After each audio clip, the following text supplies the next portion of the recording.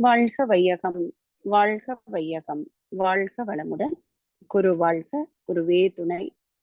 ஆசான் அருட்தந்தை வேதாத்ரி மகரிஷி அவர்கள் நம்மோடு சுக்குமமாக நிறைந்து நம்மை என்றென்றும் வழிநடத்துவாராக. ஸ்கை நார்வே டென்மார்க் மனவளக்கலை மன்ற அறக்கட்டளை தினந்தோறும் நடத்தி வரும் இணைய வெளி வகுப்பிலே இணைந்துள்ள அனைத்து வேதாத்ரிய உறவுகளுக்கும் இனிய காலை மாலை வணக்கங்கள். வாழ்க வளமுடன். அருமையான இந்த வாய்ப்பினை நல்கிய இறைநிலைக்கும் குருவுக்கும் எங்களை வழிநடத்தி கொண்டிருக்கும் மூத்த பேராசிரியர் பெருமக்களுக்கும் மனமார்ந்த நன்றிகளும் வாழ்த்துக்களும். தினந்தோறும் நடந்து வரும் இந்த நிகழ்வை அருமையாக திட்டமிட்டு ஒருங்கிணைத்து நிகழ்வை நிறைவாக செய்து கொண்டிருக்கக்கூடிய நார்வே அறக்கட்டளை சார்ந்த அனைத்து வேதாத்ரிய உறவுகளுக்கும் மனமார்ந்த நன்றிகளும் வாழ்த்துக்களும். ஞானக்களஞ்சிய கவியினுடைய தொடர்ச்சின்னு சொல்லலாம். நேத்திக்கு முதல் பகுதி, இரண்டாவது பகுதிங்கிற மாதிரி மகரிஷி இல்லறம் துறவரம் அப்படிங்கிற தலைப்புல கொடுத்திருக்கக்கூடிய கவிகள்ல இன்றைக்கு கால மாற்றம் அப்படிங்கிற தலைப்புல மகரிஷி கொடுத்திருக்காங்க.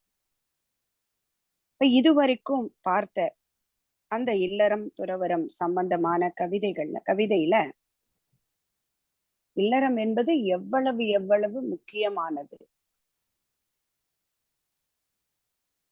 ஒவ்வொரு மனிதனுக்கும் வாழ்க்கையில அடுத்த நிலைக்கு செல்வதற்கான அத்தனை பண்பாடையும் கற்றுக் கொடுக்கக்கூடிய ஒரு பல்கலைக்கழகம் குடும்பம். சோ அதனால்தான் சொன்னாங்க போல இருக்கு, நல்லதொரு குடும்பம் ஒரு பல்கலைக்கழகம். இப்ப யூனிவர்சிட்டின்னா அங்க எல்லாம் படிக்கலாம் இல்லைங்களா?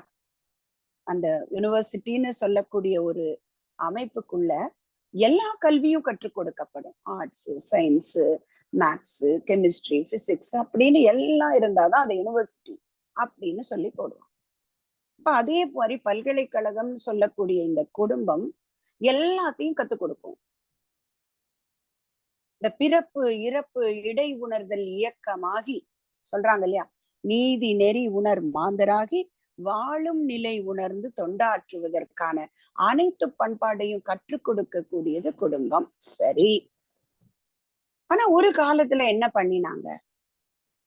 இந்த மெய்யுணர்வை பெறுவதற்காக எங்கேயோ போய் காட்டுல போய் எல்லாத்தையும் விட்டுட்டு போய் இருந்தாங்க.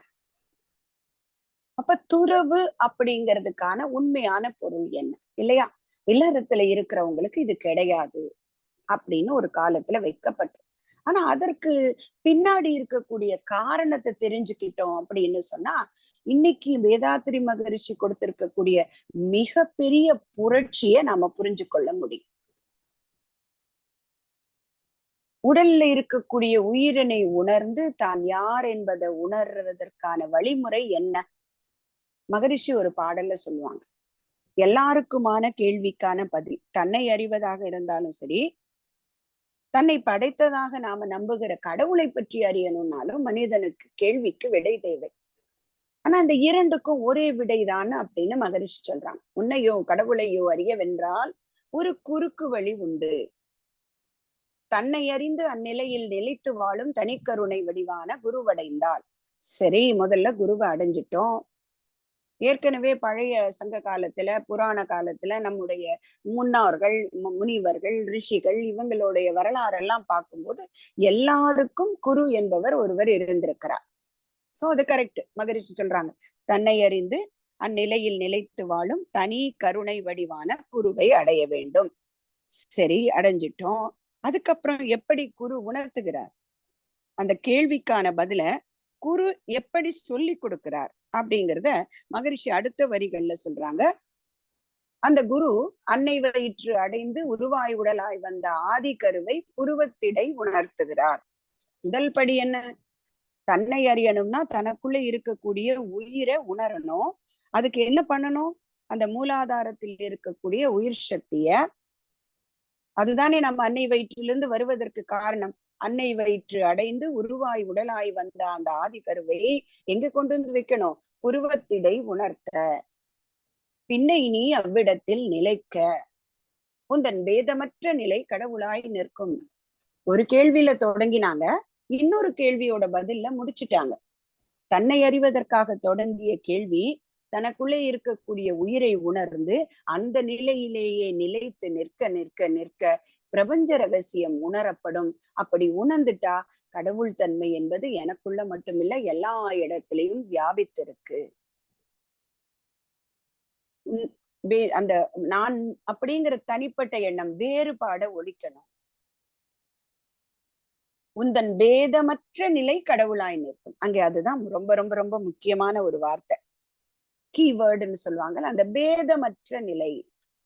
அந்த பேதமற்ற நிலைக்கு போனாதான் அதுதான் மெய்ஞானம். நேற்றுக்கு ஒரு கோட்டு மகரிஷியோடது படிச்சேன். முனைப்பு ஒளிந்தால் மெய்யுணர்வாகும் அப்படின்னு சொல்றேன். அப்ப அந்த முனைப்பு ஒளியணும்னா வேறுபாடு மறக்கப்படணும். அப்ப இதற்கு கொடுத்த பயிற்சி தான் இந்த மூலாதாரத்தில் இருக்கக்கூடிய ஆற்றலை புருவமத்திக்கு கொண்டு வர்றது. அப்ப அதற்கான ப்ரொசீஜர், வழிமுறை ஒரு காலத்துல ரொம்ப ரொம்ப க்ரூட் டெக்னிக்கா இருந்தது. தெரியும் நமக்கு மகரிஷி எவ்வளவு எளிமைப்படுத்திருக்காங்க. முதுகுத்தண்டு வழியாக அதை பைபாஸ் பண்ணி கொண்டு வந்துட்டதுனால இங்கே கட்டுப்பாடு உடைக்கப்படுகிறது. அப்ப என்ன கட்டுப்பாடு இருந்தது? ஒவ்வொரு ஆதாரமாக உயர்த்தினாங்க. அந்த மூலாதாரத்திலிருந்து சுவாதிஷ்டானம், மணிப்பூரகம், மன அகதம், விஷுப்தி, ஆக்கினா, துரியம் வர்றதுக்கு கிட்டத்தட்ட ரொம்ப ரொம்ப ரொம்ப வருஷம் ஆகுமா. அப்படி அவர்கள் ஒரு மந்திரத்தை உச்சாடனம் செய்தோ, ஏதோ ஒரு தெய்வத்தின் உருவத்தை மனதுல நினைத்து நினைத்து ஆழமாக ஒரு தவம் செய்தோ அந்த கொண்டு வர்றதுக்கு முன்பக்கமாக, அதாவது அந்த ஒரு ஆதாரமா கொண்டு வரும்போது உணவு கட்டுப்பாடு வேணும். அதே போல பிரம்மச்சரிய வாழ்க்கை வாழணும். மூன்றாவது, பெண்களுடைய உடல் கூறுல ஒவ்வொரு மாதாந்திர சுழற்சி வரும்போது அந்த உயிர் சக்தி மீண்டும் கீழே இறங்கிடும். அப்ப இந்த காரணத்தினால்தான் இல்லறத்தில் மெய்ஞானம் விளங்கி வாழ இயலாத காலம் ஒன்று இருந்ததுண்டு. அப்ப யாருக்கு மட்டும் கொடுத்தாங்க? ஆணுக்கு கொடுத்தாங்க. அவரும் அந்த 4வது 3வது 4வது நிலைக்கு போறார் இல்லையா? பிரம்மச்சரியத்துல இருந்தாரு, அப்புறம் கிரகஸ்தத்துக்கு வந்துட்டாரு, அப்புறம் வனப்பிரஸ்தம் சன்னியாசம் போகும்போது காட்டுல போய் உக்காந்து தியானம் பண்றதாக. அப்ப கிரகஸ்தம் பண்ணவர் விட்டுட்டு போகணுமானா இல்ல. அந்த முனிவருடைய மனைவி ரிஷி பத்தினியாக பார்த்தோம்னா கூட போய் அவருக்கு ஹெல்ப் பண்ணுவாங்க. யம நியமங்கள் எல்லாம் உதவி செய்வாங்க. நம்ம பார்த்திருக்கோம் புராண கதைகள்ல நிறைய அந்த மாதிரியான ரிஷி பத்தினிகள் பற்றி குறிப்பிடப்பட்டிருக்கு. அகல்யாக இருக்கலாம், நழாயினி ஆகலாம், ஹரிச்சந்திரனுடைய மனைவி சந்திரமதி ஆகலாம். எவ்வளவு பெரிய ஒரு விஷயத்துக்கு துணை நின்றாங்க. அப்படி பார்த்தா புத்தருடைய மனைவி யசோதரையாகட்டும், எல்லாருமே கூட இருந்து அவருக்கு உதவி செய்தாங்க. ஆனா அவங்க தவம் பண்ண முடியல. ஏன்னா இந்த நிலை இருந்ததனால். அந்த கால மாற்றத்தை தான் இன்னைக்கு குறிப்பிடுறாங்க மகரிஷி. இல்லறத்தில் மெஞ்ஞானம் விளங்கி வாழ இயலாத காலம் ஒன்று இருந்ததுண்டு. அதுக்கு காரணம் இல்லறம் என்பது அதற்கு தகுதி இல்லை என்று அர்த்தம் அல்ல. அன்னைக்கு இருந்த முறை குடும்ப வாழ்க்கையில இருக்கிறவங்களுக்கு ஈடுபட முடியாமல் இருந்தது, குறிப்பாக பெண்களுக்கு. அப்ப மகரிஷி மாத்துறாங்க. அந்த ஒரு காலத்துல இல்லறத்தை விட்டு பலர் துறவை நாடி எங்கெங்கோ சுற்றி அலைந்தார் அந்நாள். விஸ்வாமித்திரர் கதையை கூட பாத்துக்கோங்களேன். அவர் சத்திரியனாக இருந்தவர் அந்த ஞான மார்க்கத்துக்கு போகணும்னு ஆசைப்பட்டாரு, எல்லாத்தையும் விட்டுட்டு காட்டுக்கு போனதாக கதை சொல்கிறது. அப்ப அந்த இல்லறத்தை விட்டு பலர் துறவை நாடி எங்கெங்கோ சுற்றி அலைந்தார் அந்நாளில். மகரிஷி இப்பதான் அருமையா கொடுத்தாங்க. இருக்கும் இடத்தை விட்டு இல்லாத இடம் தேடியே அலையணும். உட்கார்ந்த இடத்திலேயே ஞானத்தை உணர முடியும். இல்லறத்தில் கடமை செய்தே தவம் பயின்று இறைநிலையை அறியும் முறை கண்டு கொண்டோம். கொடுத்துட்டாங்க. கொடுத்தேன்னு கூட சொல்லல மகரிஷி, இறைநிலை கொடுத்ததை பார்த்துட்டோம், கண்டு கொண்டோம். இல்லறத்தில் கடமை செய்தே தவம் பயின்று இறைநிலையை அறியும் முறை கண்டு கொண்டோம். அப்ப இது என்ன? நாம வாழக்கூடிய இந்த வாழ்க்கை நெறி என்ன? இல்லறமும் துறவரமும் ஒன்று சேர்ந்து இணைந்த உயரறம் கண்டோம், மகிழ்ச்சி பெற்றோம். இங்கதான் ஒரு சின்ன வைக்கிறாங்க மகரிஷி. இல்லறமும் துறவரமும் ஒன்று சேர்ந்தது நாம கற்றுக்கொள்ளக்கூடிய இந்த பயிற்சி. அப்ப துறவு அப்படின்னா என்ன? அந்த துறவு அப்படிங்கிறதுக்கான ஒரு வார்த்தை ஒரு பிச்சைக்காரராக இருக்கிறாரு. அவர் ஒரு துறவியோட இருப்பிடத்துக்கு போகிறார். அந்த துறவி பார்த்தோம்னா நல்லா சொகுசா ஒரு மெத்தையில ஒரு கூடாரத்துல அப்படியே தங்க கட்டில உட்கார்ந்துருக்கார். இத பார்த்த உடனே இவருக்கு அதிர்ச்சி. இது என்ன அநியாயம் அப்படின்னு கூவுறார். சொல்றாரு, ஐயா மதிப்பு மிக்க துறவியாரே, உங்கள் ஞானம் பற்றியும் துறவு பற்றியும் பெரிதும் கேட்டிருக்கிறேன் நான். ஆனா இங்க இருக்கக்கூடிய உங்களுடைய கோலம், உங்க இருக்கக்கூடிய சுற்றுப்புறம் என்னை குழப்புகிறதே அப்படின்னு கேட்கிறார். துறவி சிரித்து கண்டே சொன்னார், சரி இப்ப இது எல்லாத்தையும் விட்டுட்டு உன்னோட வர நான் தயார் அப்படின்னு சொல்லி துறவி எழுந்து நடக்கிறார். வெறும் பிச்சைக்காரனு கூட நடக்கிறாரு. சிறிது கொஞ்சம் தூரம் போன உடனே பிச்சைக்காரர் நின்னுறாரு. என்ன அப்படின்னா, ஐயா என்னோட பிச்சை பாத்திரத்தை உங்க கூடாரத்துல விட்டுட்டு வந்துட்டேன். அது இல்லாம நான் என்ன செய்வேன்? தயவு செய்து இங்கேயே இருங்க, நான் போய் எடுத்துட்டு வந்துடுறேன் அப்படின்னு உடனே துறவி பெரிதாக சிரிக்கிறார். அப்புறம் கூறுறார், என்னோட நண்பனே, என் கூடாரத்துல உள்ள தங்க கட்டில் பூமியின் மேல்தான் நிற்கிறது, என் இதயத்தில் அல்ல. ஆனா உன்னோட பிச்சை பாத்திரம் உன்னை இந்த துரத்துகிறதே. அப்போ துறவு என்பது பொருட்கள் சம்பந்தப்பட்டது அல்ல, எண்ணங்கள் சம்பந்தப்பட்டது. என்ன அருமையான வார்த்தை பாருங்களேன். துறவு என்பது பொருட்கள் சம்பந்தப்பட்டது அல்ல, எண்ணங்கள் சம்பந்தப்பட்டது. அதே போல துறவு என்பது வெளியே சம்பந்தப்பட்டதல்ல, உள்ளே சம்பந்தப்பட்டது. துறவு என்பது உலகம் சம்பந்தப்பட்டதல்ல, ஒருவன் சம்பந்தப்பட்டது.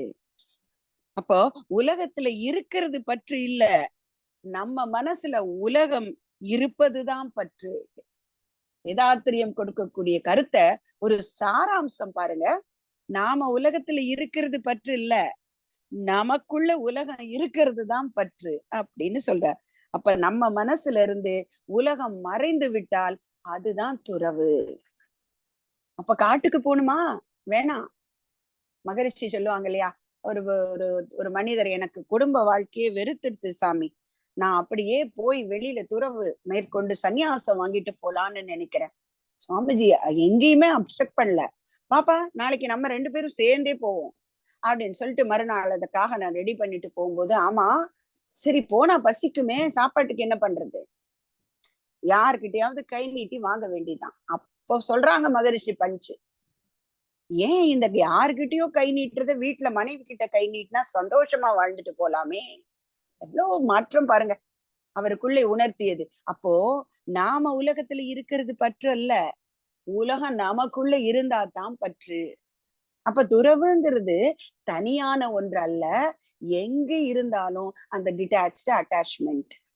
இந்த மிருத்யுஞ்ச மந்திரம் அப்படின்னு ஒண்ணு கேள்விப்பட்டிருப்போம், எல்லாரும் சொல்லியிருப்போம்.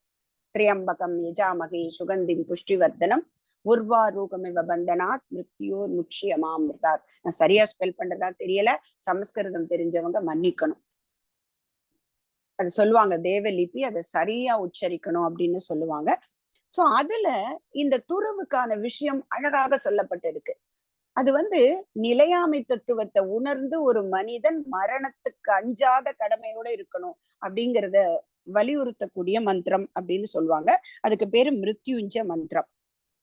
அந்த மந்திரத்துல கடைசி 2வது வரியில சொல்லப்பட்ட விஷயம்தான் இங்கே இந்த மகரிஷி சொல்லக்கூடிய இல்லறத்தில் இருந்து கொண்டே கடமை செய்து இறைநிலையை அறியும் முறை. இப்ப டிட்டாச்சு அட்டாச்மெண்ட்டுக்கு நம்ம சுவாமிஜி நிறைய உதாரணம் சொல்லுவாங்க இல்லையா, நிறைய சொல்லுவாங்க. தாமரை இலை தண்ணீர் போல ஓடும் உருளும் ஒட்டாது, புளியம் பழமும் ஓடு போல, ஓடும் பொண்ணும் ஒக்க நோக்குவர், எல்லாம் சொல்லுவோம் இல்லைங்களா. சோ அத இங்க இன்னொரு கான்செப்டா சொல்றாங்க. இப்போ ஒரு புளியம்பழம் ஓடுனா அது ரெண்டும் ஒரே இடத்துலதான் இருக்கு. உடைச்சோம்னா ஓடு தனியா இருக்கும், பழம் தனியா இருக்கும். அதே போல ஒரு பழம் நல்லா கனிஞ்சு அதனுடைய முழுமை அடைஞ்ச உடனே காம்பு விட்டுடும், பழம் கீழே விழுந்துடும். அது டிட்டாச்சு அட்டாச்மெண்ட் அப்படின்னு சொல்லும்.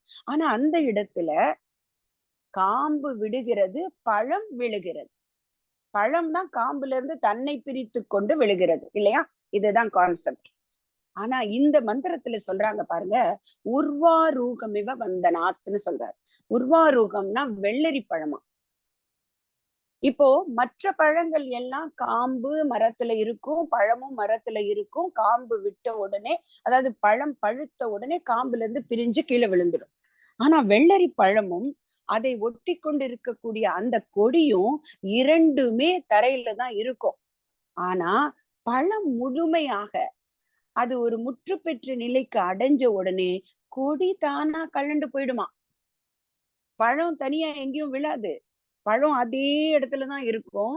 ஆனால் கொடி மட்டும் இந்த பழத்தை விட்டுட்டு தனியா பிரிஞ்சு போயிடுமா. அப்படி இருக்கணும் பந்தம்னு சொல்றாரு அந்த மண்டலத்துல. இப்ப துறவுங்கிறது என்ன சொன்னாங்க? நாம உலகத்துல இருக்கிறது பற்று இல்ல, உலகம் நமக்குள்ள இருக்கிறது பற்று. இப்ப அந்த வெள்ளரி பழம் எங்க இருக்குதுங்க? உலகத்துலதான் இருக்கு. ஆனா அந்த உலகத்தை ஒட்டிக்கிட்டு இருந்ததே அந்த கொடி, அது தனியா போயிடுச்சு. இது தனியா அதே இடத்துல இருக்கு. இது மாதிரிதான் அதாவது மோட்சம் அடையணும்னா நமக்கான ஒரு வாழ்க்கை முறை என்பது இந்த பந்தம் போல இருக்கணும். வெள்ளரி பழமும் கொடியும் போல இருக்கணும். அப்ப இதற்கு இந்த நோக்கத்தை அடைவதற்கு எப்படி இல்லறம் துணை நிற்கிறது இல்லையா? மகரிஷி சொல்றாங்க, இல்லறம் என்பது நல்லறம். அந்த இல்லறத்துல இருக்கக்கூடிய ஒரு ஒரு நிலை, அந்த இல்லறத்தில் இருந்து கொண்டே அனைத்தையும் கற்றுக்கொள்ள முடியும் அப்படின்னு பார்த்தோம். இல்லறம் என்பது நல்லறம். இல்லத்துல அற வாழ்க்கை வாழலாம், மெஞ்ஞானம் விளங்கி வாழவும் முடியும். இப்ப மகரிஷி கொடுத்த கோட்பாடு. ஒரு காலத்துல இத்தனை இருந்தாலும் இல்லத்தை விட்டு எங்கேயோ போனோம். இப்ப அப்படி இல்ல. இல்லறமும் துறவரமும் ஒன்று சேர்ந்து இணைந்த உயர் அறம் கண்டோம். அதை பயிற்சி பெற்றுட்டு இருக்கோம். ஆனா இந்த இல்லறத்தினுடைய முக்கியத்துவம் என்ன? அந்த கணவன் மனைவிக்கிடையே இருக்கக்கூடிய அந்த வாழ்க்கை, இவங்க 2 பேரையும் எடுத்து செல்லக்கூடிய இந்த இல்லறம். இதுக்கு ஒரு சின்ன கதை, அதை சொல்லி நான் நிறைவு செய்ய விரும்புறேன். ஒரு சாது ஒரு மரத்தடியில உட்கார்ந்துருக்காரு. அப்போ ஒரு பறவை அவர்கிட்ட வந்து பேசுது. ஐயா, நான் உலகை சுற்றி பார்க்க ஆசைப்படுகிறேன். முதல்ல ஒரு 1000 காத தூரம் பறந்து கடல் தாண்டி ஒரு அழகான தீவை பார்க்கணும்னு ஆசைப்படுறேன் அப்படின்னு துறவி சொல்றாரு. பறவையே, உன்னால் அவ்வளவு தூரம் கடலின் மேல் பறக்க முடியுமா? ஆனா முயற்சிக்கிறது தப்பில்ல. ஒரு விஷயத்தை ஞாபகம் வச்சுக்கோ. பிரயாணத்தின் போது முதல் முறையா உனக்கு சோர்வு ஏற்பட்ட உடனே புறப்பட்ட இடத்துக்கு திரும்பி வந்துடு. உடனே சரின்னு போகுது பறவை. உடனே வந்து பக்கத்துல இருக்கக்கூடிய சீடன் கிட்ட இதற்கா இந்த ஏன் நான் சொன்னேன் பறவை கிட்டேன்னு விளக்கம் சொல்றாரு. முதல் முறை சோர்வடையும் போது பாதி பலத்தை இழந்துட்டோங்கிறத புரிஞ்சுக்கணும். அப்போதே திரும்பி வந்தாதான் கரை சேர முடியும். ஒரு வாரத்துக்கு பின்னாடி பறவை திரும்பி வருது. ஐயா, நான் கடல்ல 200 காத தூரத்தை அடைஞ்சிட்டேன். உடனே சோர்வடைஞ்சிட்டேன். நீங்க சொன்ன மாதிரி திரும்பி வந்துட்டேன். ஒருவேளை பயணத்தை தொடர்ந்தா கடல்ல விழுந்திருப்பேன். ஆனாலும் இன்னும் அடுத்த அப்கிரேஷன், இன்னும் என் முயற்சியை தொடர நான் விரும்புறேன் அப்படின்னு சொல்லிச்சான் பறவை. உடனே அந்த சாது சொல்றாரு, பறவையே, நீ உன்னோட துணைய உடன் கூட்டி செல்.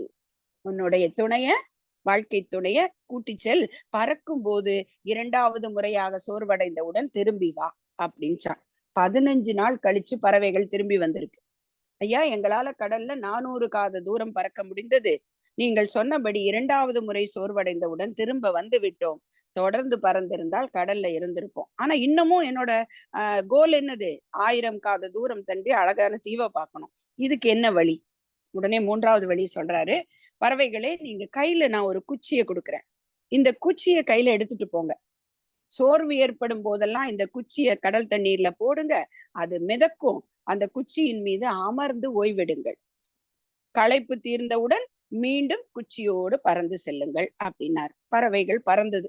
2 மாதங்களுக்கு பிறகுதான் சாது கிட்ட வருது. என்ன சொல்லுதுங்க?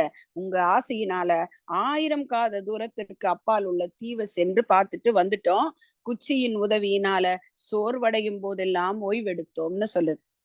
உடனே அருமை பறவைகளே, நீங்க கொண்டு போன குச்சி உங்களுக்கு சுமையாக இல்லையா அப்படின்னு கேக்குறார். உடனே பறவைகள் சொல்லுது, ஐயா, சில நாட்கள் குச்சியை தனித்தனியே சுமந்துக்கிட்டு பறந்தோம். சில நாட்கள்ல 2 பேரும் சேர்ந்து குச்சியை சுமந்துக்கிட்டு போனோம். அப்போதெல்லாம் குச்சி எங்களுக்கு சுமையாக தெரிந்தது. அதனால எங்க 2 பேருக்கு இடையில சண்டையும் வந்தது.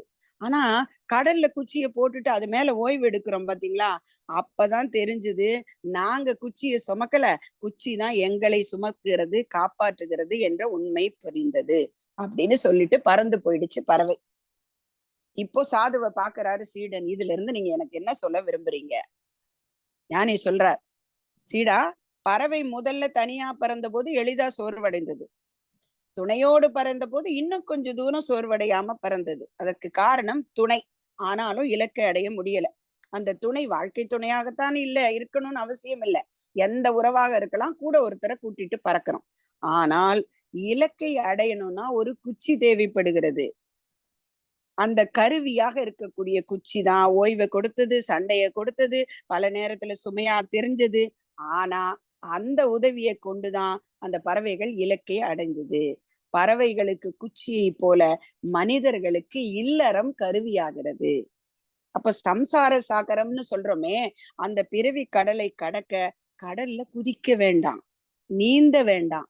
இல்லறம் என்ற குச்சியின் உதவியினால் மிதந்தே கடக்கலாம் அப்படின்னு சொல்றார். அப்போ குச்சியை சுமப்பதாக ஒரு தோற்றத்தை ஏற்படுத்தினாலும் குச்சி தான் பறவைகளை சுமந்தது. நல்ல நேரங்கள்ல நாம இருக்கிறோம், இந்த குடும்பம்ங்கிறதுல மாட்டிக்கிட்டேனே நானு. என்னடா வாழ்க்கை இது, ஒத்துவே போக மாட்டேங்கிறாங்க யாரும் அப்படின்னு நினைக்கிறோமே. ஆனால் நம்முடைய நிலையை அடுத்தடுத்த நிலைக்கு கொண்டு போவதே இந்த குடும்பம் என்ற குச்சி தான். அப்போ இல்லறம்தான் அவர்களை வழி நடத்துகிறது. இது இல்லற ரகசியத்தை சொன்னது யாரு தெரியுமாங்க? அதுதான் ரொம்ப ரொம்ப ரொம்ப இம்பார்ட்டன்ட். மகா பெரியவர். அவர் ஒரு பிரம்மச்சரி. பிரம்மச்சரியத்தின் மூலமாக இறைநிலையை அறிந்தவர். ஆனா அவர் சொல்லக்கூடிய விஷயம் என்னங்க? இல்லறத்தின் மூலமாகத்தான் இறைநிலையை அடைய முடியும். அவருடைய வழக்கம் அன்றைய காலகட்டத்துல அவர் இல்லறத்துக்குள்ள இணையாம இருந்து தான் வெற்றி பெற்றாலும் எந்த வழிய மக்களுக்கு புகட்டுகிறார் அவரு? அந்த இல்லறத்தில் இருந்து அந்த கணவனும் மனைவியும் ஒருவருக்கொருவர் விட்டு கொடுத்து அந்த குச்சி மிதக்குதுல்ல, அது மாதிரி இந்த கடல்ல மிதந்துட்டு போயிட்டு இருந்தா அந்த 1000 காத தூரம் தாண்டி இருக்கக்கூடிய இடத்தை அடைய முடியும். அப்ப இதத்தான் நிறைய ஆன்மீக குருமார்கள் நமக்கு கொடுத்தாங்க. இப்போ எல்லாவற்றையும் கடந்த மதங்களை மகரிஷி சொல்லுவாங்க இல்லைங்களா? அந்த அவங்களை எல்லாரும் என்ன வரியால குறிப்பிடுவாங்க? நித்தியமாம் நிலையறிந்த ஞானியர்கள். அது மகா பெரியவரும் ஒருத்தர். அவர் வேதாத்ரி மகரிஷி, ரமணர், இன்னும் யோகிராம் சுரத்குமார் இவங்களை பற்றி எல்லாம் நிறைய பேசியிருக்கார். அவங்களை எல்லாம் மதித்திருக்கார். அப்ப அவருடைய நெறி ஒன்றாக இருந்தாலும் இந்த உலக மக்களுக்கான வாழ்க்கை நெறியை குறிப்பிடும் பொழுது இல்லறமும் துறவரமும் இணைந்த உயரறம். அவர் சொல்றாருல, குச்சி எப்ப கீழே போடணுமோ மிதக்கணும், தூக்கும் போது தூக்கணும், அப்ப விடும்போது விடணுங்கிறது தானே டிட்டாச்சு அட்டாச்மெண்ட். அதைத்தான் மகா பெரியவரும் போதிக்கின்றார். அவரும் மதங்களை கடந்த மகான் இல்லையா? அவர் கூட பாத்தீங்கன்னா ஜான் போப்பால், அதே போல எல்லா மத தலைவர்களையும் அவர் பார்த்திருக்காரு. அவங்களோட இணைந்து இந்த உலக நன்மைக்கான விஷயம். அதுல ஒரே ஒரு விஷயத்த மட்டும் அவரை பத்தி படிச்சது எனக்கு ரொம்ப ரொம்ப ரொம்ப எப்படி சொல்றது, தெரியாத ஒன்று தெரிந்து கொண்டேன். தெரிஞ்சிருக்கலாம் உங்க எல்லாருக்குமே அந்த விஷயம்.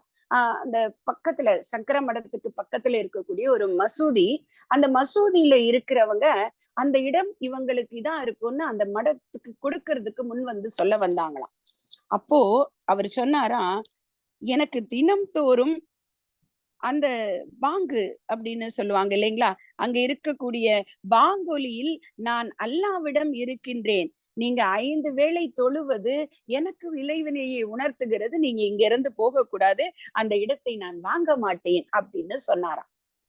அப்ப இதுதானே உண்மையான வாழ்க்கை நெறியை கற்றுக் கொடுக்கக்கூடிய அந்த தன்னை அறிந்து அந்நிலையில் நிலைத்து வாழும் தனி கருணை வடிவான குரு. அப்படிப்பட்ட ஒரு நிலையத்தான் இதுவரைக்கும் பல மகான்கள் கொடுத்திருக்காங்க. அதே வரிசையில வந்த நம்முடைய குருநாதர் இவர்கள் சொன்ன அத்தனையும் இன்னைக்கு நமக்கு புரிய வச்சிருக்காரு. ஆதிசங்கரையும், விவேகானந்தரையும், ராமகிருஷ்ண பரமஹம்சரையும், யோகானந்த பரமஹம்சரையும், இன்னும் திருக்குறள்ல கூட உள்ள இருக்கக்கூடிய சூட்சுமத்தை இல்லறத்தில் இருந்து கொண்டே கடமை செய்தே இறைநிலையை அறியும் முறை கண்டு கொண்டோம். ஏன்னா அப்ளை பண்றதுக்கான ஒரு பயிற்சி சாலை குடும்பம் தான். கோபத்தை விட்டுட்டேன்னு ஒருத்தர் சொன்ன போது மகரிஷி சொன்ன பதில் தெரியும் இல்லையா?